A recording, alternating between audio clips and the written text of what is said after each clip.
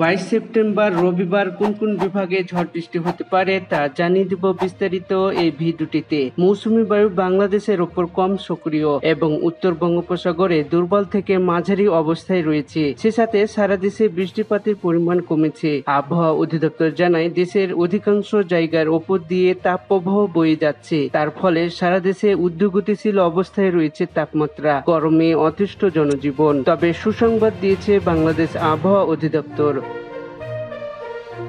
আগামী সোমবার সারা দেশে বৃষ্টিপাতের প্রবণতা বাড়তে পারে। এর ফলে চলমান তাপমাত্রা প্রশমিত হয়ে জনজীবনের স্বস্তির নামবে বলে আশা করা হচ্ছে। সংস্থাটি আরও জানায় আজকে খুলনা, বরিশাল ও চট্টগ্রাম বিভাগের অনেক জায়গায় এবং রংপুর, রাজশাহী, ঢাকা, ময়মনসিংহ ও সিলেট বিভাগের কিছু কিছু জায়গায় অস্থায়ীভাবে দমকা হাওয়া সহ হালকা থেকে মাঝারি ধরনের বৃষ্টি বা বজ্রসহ বৃষ্টি হতে পারে। সে সাথে দেশের কোথাও কোথাও মাঝারি ধরনের ভারী থেকে ভারী বর্ষণ হতে পারে এবং আগামী 5 দিনে বৃষ্টি বা বজ্রসহ বৃষ্টিপাতের প্রবণতা বৃদ্ধি পেতে পারে বলে জানিয়ে দিয়েছে বাংলাদেশ আবহাওয়া অধিদপ্তর। সঠিক আবহাওয়ার খবর পেতে ভিডিওটিতে একটি লাইক এবং চ্যানেলটি সাবস্ক্রাইব করে দিন।